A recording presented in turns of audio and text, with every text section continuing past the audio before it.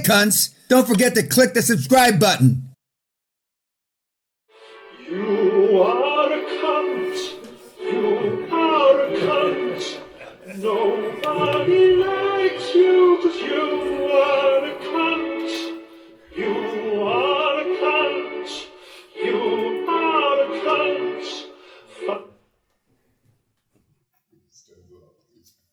It's sad, but it's true, though.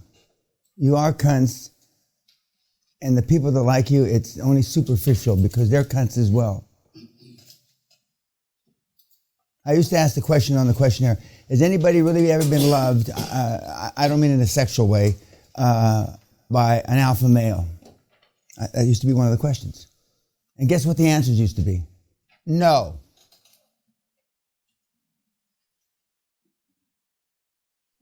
Have you ever been loved by anybody that's important? No. I used to have and then every 4 or 5 years I get a yes in one of the questions. Every 4 or 5 years. The world's fucked. But we're going to rape it. The world is our oyster. I forget who said that, but it really is our oyster. I just got an email from a kid, a Chinese kid, a senior at University of Washington. Closed the deal. While he's still going to school in the middle of finals. While he's still going to school in the middle of motherfucking finals. How is that possible? 22, he just turned 22. He's long in the tooth now. His life has already passed him. He's 22 now. So when you get ready for your first report and they're whining, this is why I don't allow people to talk to each other.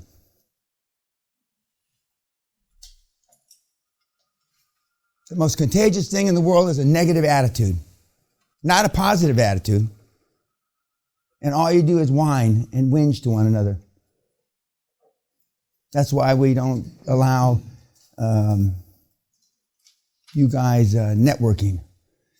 And remember Dr. Joe yesterday in his deal, he used the word networking and then he caught himself and said, I don't really mean that, it's a bad, because he knew I was going to choke his little fucking Indonesian ass. But what have we, university, school, are just basically networking platforms. Facebook. The greatest, not the greatest, I don't mean greatest in that way, but the largest networking platform in the history of the planet. And look at how popular it got. Or is. I don't mean God. It's still, and it continues. In another 10 years, he'll probably, he, meaning Mr. Zuckerberg, will probably have 3/4 of the world on it. If not before that. Because the people that are using those social medias, and the only one I really know anything about is Facebook, is that is they're living vicariously through other people's lives. There was a study done a couple of years ago that I don't know if it's 90 or 78 or something like that % of the stuff on Facebook is bullshit. It's not true. Yet, when I say you, I don't mean you. I hope not you, but us, the world, likes being attached to that. You saw the where's Andrew's his picture right here. In a word, describe Mr. Carnegie. No, not you. Fucking asshole. That's more than one word. You see, I knew leave it to a Mexican pendejo that had 4 words to say one word. One word. Yes, ma'am. Ambitious. Oh, she's taking the high road. Okay, that's fine. Oh, there's no question about that. He was ambitious. Yes, sir. Ungrateful. Ruthless. Yep. Like I say, most of the guys, once they make the money, I never hear from them again. Now, that may be hard for you to believe, but believe me, it's absolute. A lot of the guys that have made a lot of money liked their friends, their social network that they have, they like them to think that they did it with their own ideas, as they say in this country, on their own bat. when they didn't, or as they say in Scotland, they didn't. They're illiterate up here. They didn't. So the fact that they don't acknowledge that they know me, because as soon as they say that I mentored them, then, and if people do any research whatsoever, oh, well, that's how you got the money. We knew you were a fucking moron, which is mostly the truth. It's not that you're a moron, it's just you haven't been exposed to this stuff. What else about Mr. Carnegie? Disloyal. Selfish. Remember, they didn't have toys, so his mama wasn't saying, let Joey play with your toys, and what about his mom? Wow. I bet she was worse. Correct. She wanted to go ride in a carriage uptown, down the main drag or the high street, whatever it's called, to make sure everybody knew that they had arrived. Just a piece. Keep it up with the Jones. Yeah, If it meant nothing in the U.S., she wanted to come back to Scotland to show everybody. Correct. Even though everybody was dead. Well, dead, but if you go to that town, I think I mentioned it the first day, you can't hardly drive around the corner without seeing his name on something. And he went more or less nuts trying to give his money away. Because it's not easy to give that kind of money away. It isn't. 300 billion. No, he sold for $450 million, if I remember correctly. Today's money. Oh no, today's money is many hundreds of billions. What else? You never asked enough. When he sold. No, yeah, he could have asked for a lot more. JP Morgan. But that's his wife's fault. I think she was pushing him to. Well, but he had seller's remorse almost immediately as he took the money. I mean, before he even took the money. Now, you guys are going to experience seller's remorse when you start buying these companies from these people. He was an extraordinary guy. He had a Napoleon complex. A lot of short people make a lot of money. And he's one of them. When you look at the most successful of the high-profile people that Brian Rose has on his program are all short. They're all short. What's short? No. I mean in height. You go back and you look at 5'8". They have something to prove. Yeah, they do have something to prove. But I mean, Mr. Carnegie, he did a lot of great things. He invented more or less the steel industry, or what it turned out to be. He was a visionary. All the things that the words that we've used to describe the other icons, and we could see an icon a night for I don't know how many years, because there's a whole bunch of them. And they're all 95% the same. And towards the end of their life cycles, they all do one or two things, if not both. They turn to religion, just in case. And part and parcel of that, or that's manifested in them turning towards humanitarian efforts, because if there is something up there, they're probably more likely to look favorably upon you because of the humanitarian efforts. Like Sally and I have about 200 plus nuns and priests and brothers praying for us every motherfucking day. I just got an email from Sister Luce in Sri Lanka. Is there anything you want us to add to the what they pray? And I said, well, don't forget my grandson now. But she already knew about him. So, and it's been proven. I don't know. This may be 10 years ago. The astronauts that are going around, and when they were praying for not the Pope, I forget who they were praying for, the world. And there is like not a glow, but the Earth looks different. When there's 1 million people in New York City praying for the Cardinal, you Google fuck this, it looks different from space. Manhattan is a sump hole of devils and carnivores and animals. But I think they were praying for a cardinal or something. And there's I don't know what it is, but the energy changes. And we're all energy. So, but anyway, keep it up, sisters. What else about? Tried to repaint his legacy and rewrite. And they do. It's tough for me to do. I'm not trying, but because of all they got to do is YouTube, and it's tough to say that to retract. I'm not trying to retract anything I said. Most of the things that I've said that are been accepted, I really felt stronger about. Like I really feel strong about climate change. Sally and I are the only two living that have been to both poles on scientific expeditions that are still living. Yet everybody's got a motherfucking opinion. You can't go any place without them having an opinion. And when you talk about climate change at the North Pole and the South Pole, I mean the actual poles, not you get on a cruise boat and you go look at the fucking penguin. No, I don't mean that. I mean you actually physically go there. They laugh. When we were at the South Pole in 2011 for the centenary, the 100-year anniversary, and there's a big $500 or $600 million scientific facility, which the U.S. government put up most of the money. It's shared by 7 or 8 or 9 different countries. And they're showing us cores. At that time, they had drilled about 5,000 or 6,000 cores. And the South Pole's on a mountaintop, which not many people understand that, but so you can suffer from oxygen deprivation in base camp. And these guys look like, hippies from the 60s. I mean, these scientists with hair out to here running around in boxer shorts and the flip-flops. And it's 40 below fucking zero. And they said, these are the cores. And 55,000 years ago, it was 2 degrees Celsius warmer than it is today. And he goes, stop, Doc. Say that again. 55,000 years ago, the planet was 2 degrees warmer Celsius than it is today. Now, this was 10 years ago, or 9 years ago.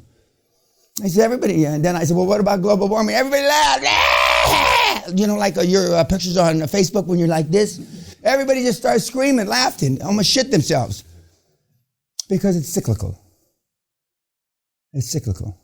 There's going to be another ice age. I may be the only one around for it. It's going to be in about 40,000 years. You guys will be all dead. You'll be all dead. The YouTubers will be all dead, but I'll still be there. And but it's going to get. That's just it. And I was telling Sally a couple of days ago, shouldn't it be colder now? And it normally would be colder now. I mean, this is like Miami Beach so far. I mean, we haven't had any snow yet. A couple of bits of frost, yes, sir. And NASA also did a study and realized that the sun has 10-year cycles. Correct. And they have spots, which are volcanoes that erupt and blow hot dust towards the planet. And every 10 years, the temperatures change. Yeah. Now, you know that in about between 3 and 7 billion years, that's how close the time is. Between 3 and 7 billion years from now, we're going to be swallowed up by the sun, Earth. So what you do know is jerking around. Well, that's 3 to 7 billion years. And now Musk and all those guys know that, and that's why they say they want us to be a multi-planet species. Multi-planet. So we're going to have, but by the time we settle that planet, it won't take us 3 billion years. This planet will be gone, so we'll still be a single planet species. It just won't be on the planet that we started. What else about Mr. Carnegie? Yes, sir. His affirmations came true. Yeah. Well, they do, kids. Believe me. And we're gonna, I can't wait. I'm waiting with bated breath to hear you say your affirmations, but they do come true. And Andrew Agassi was saying affirmations when he was 3 or 4 years old. 3 or 4 years old for tennis. And he's the only one I know about, so that I know, but most of the great athletes, Mr. Obama, I don't think much of him as a president, but I mean, I take my hat off to him vis-a-vis goals and affirmations. When he was a 19-year-old pothead in California at a college, he said, I'm going to be the first black president.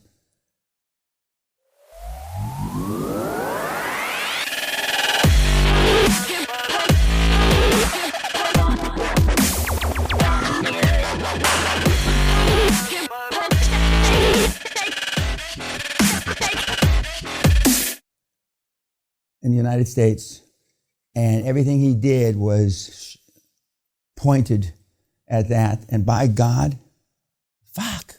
It happens. It happened. Notwithstanding, I don't agree with hardly anything he says. But the power for a guy when he was 19 to say there was going to be a black president, he had to be high. There was no question. He had to be high when he said that. And of course, the politicians always say, "Yeah, I smoked a little weed when I was in college." That's what they always say. And yet they were arrested last week for snorting cocaine at a party. He also said he wanted to be like Donald Trump.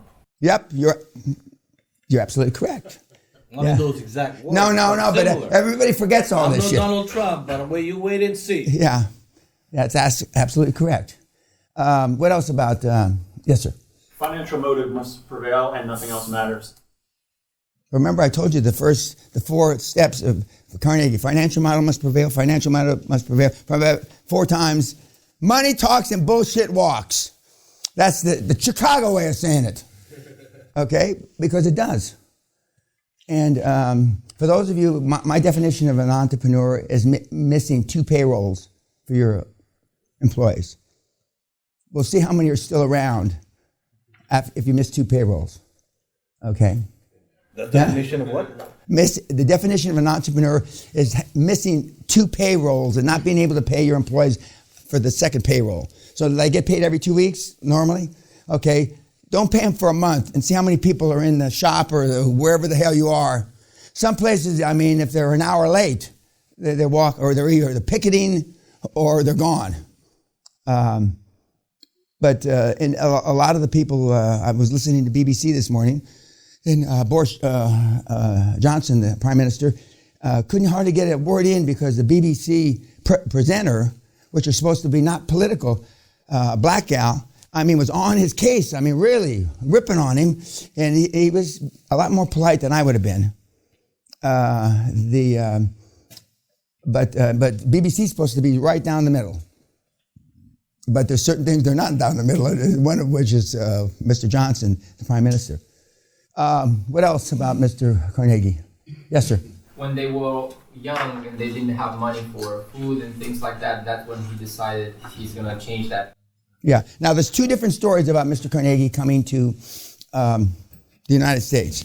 The more popular one in recent years is that when the mills, the looms, they got shut down and his parents were, destitute, they got on a boat and they went to America to find another life. And he was about 11, 12, supposedly.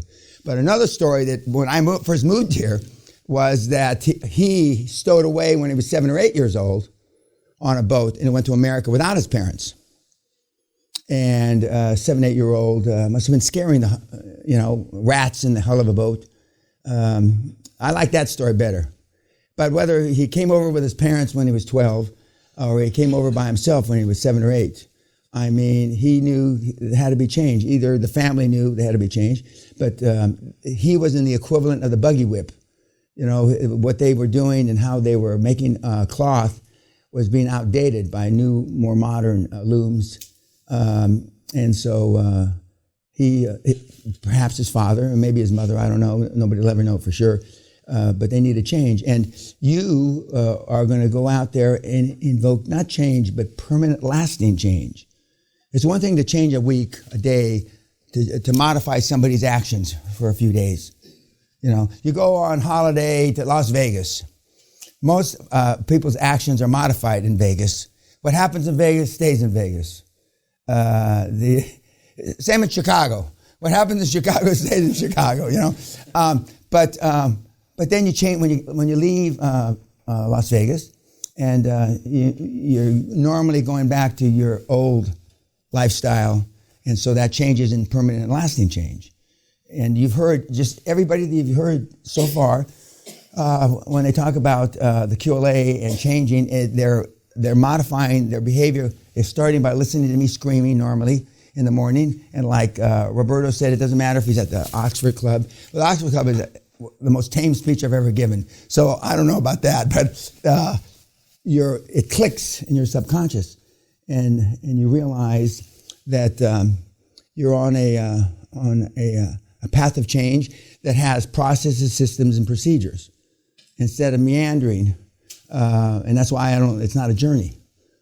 Guys that take journeys are brain dead. If, like I said, if you want to play football, either American football or European football back in the 50s and 60s, you want to be like Pele or Maradona in the 80s, or today, whoever, Ronaldo, whoever. If you want to be a golfer, you want to mimic, model, copy some of the great golfers. And as I said yesterday, if I had played baseball, which I did for a little bit poorly, I would have wanted to hit like Ted Williams, who was the last guy to hit over 400. So mimicking, modeling, copying have been around a long, long time. A long, long time. And it's like now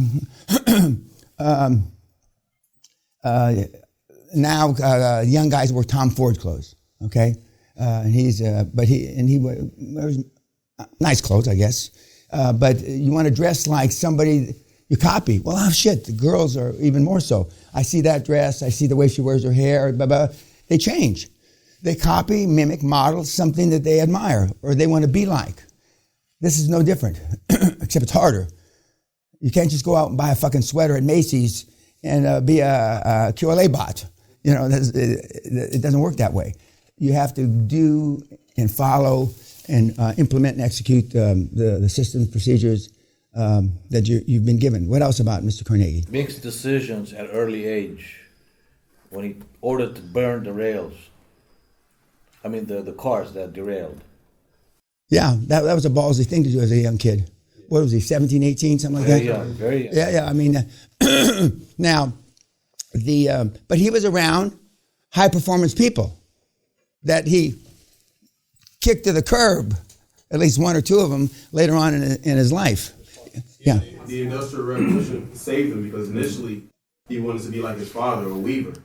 And then the Industrial Revolution kind of put him out of business and changed the course of his life. Well, we're going through another revolution. It's not the industrial, that people call it the electronic or the technology. And tech is getting more powerful. You all know that the stuff that you have in your hand phone is more than Apollo or the guys that went to the moon. You have more horsepower in your phone than they had when they went to the moon, which is a little scary. But talking to Pete Conrad, who was the third guy to walk on the moon, who I knew and I worked with, he said that we were basically all had a death wish because the real odds were 1 in 3 of those things were going to blow up, 1 in 3. And if we weren't the one, then we dodged a bullet. And the other thing that I didn't realize that the astronauts were all short because the capsules were small. And he says, so we were short people with a Napoleon complex that had a death wish, basically. And but I said, well, Pete, I wish that I had been the third guy to walk on the moon. And he says, no, you don't, Dan. Believe me, you don't. But he didn't know how to turn that brand into money. They don't teach you that part when you're going through NASA school and all that stuff.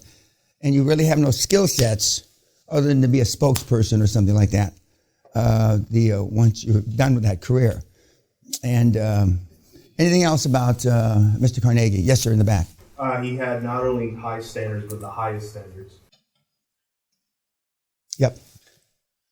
He always made decisions without the board's approval, and he moved on it. Yeah. He would rather ask for forgiveness than permission. He also copied Bessemer, I guess, the steel industry from Europe. Then he took that to the United States. Yeah. I mean, yes, in the back. Somehow, at a young age, he knew that he had to maneuver and socialize people to get further and further up. I don't know how. Well, when you look at him, he had no education, dirt poor, and in those days there was a social elitist pecking order that still exists here. It still exists in the United States. You're more likely to get an appointment if you went to Harvard or one of the schools that you don't have to explain about too much. And that's just the way it is. And that's not going to change. And so the best thing that we can do, because most of those guys are wusses, most of those gals are wusses. They don't train you to be alpha male, Spartans when you go to Yale. They teach you just to follow the mold and make sure your job interview is with a Yale. When our daughter got out of graduate school, and she was being interviewed, I forget which company, and the executive vice president popped his head in, who had gone to the same graduate school she did. He says, make sure that you tell us whatever we have to do to make sure you pick us.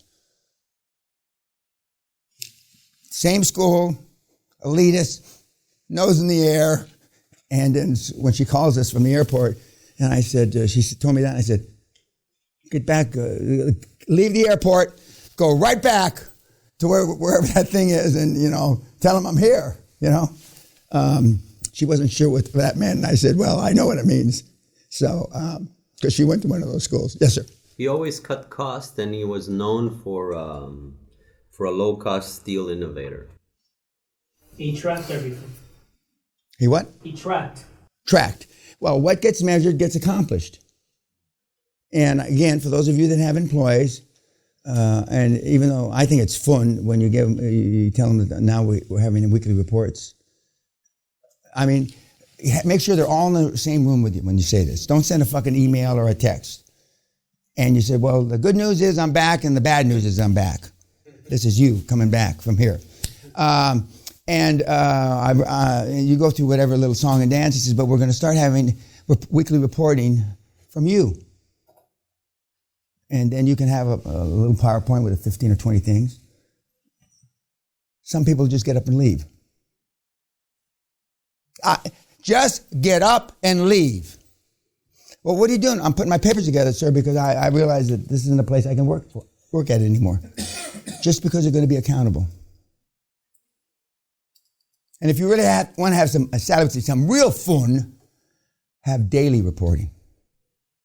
Daily. They will run like the building's on fire. They will run like the building's on fire. And that's not discriminatory. It's not against any HR bullshit. If you have unions, they'll have a walkout. They'll walk out, then they'll strike. But if you have just, regular employees that aren't unionized, it works like a charm. And because if you're honest with yourself, and remember, the reports are for you. I review them, but the reports are for you, so you can see what you're doing or not doing. You realize that you really don't hold the people accountable. You realize, yeah. Did he start the model of closing on a golf course? No, I don't know if he started it, but he was certainly one of the first. He was certainly one of the first. But that's part of the, somebody asked me about the clubs that you can't afford. Golf course, although you can buy social memberships at some of the great golf clubs.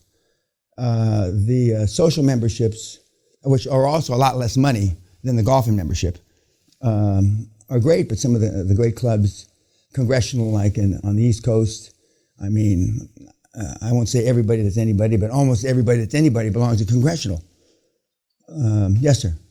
He kept modernizing his steel plant, increased production, and hire less workers. Yeah, he was not dissimilar to Henry Ford the first Ford with the assembly line. You didn't need as many people putting cars together on an assembly line, and the assembly line moved very quickly. And he modernized because once you get to the top, you have to stay at the top. And not normally, but always staying at the top means innovation. Okay, YouTube.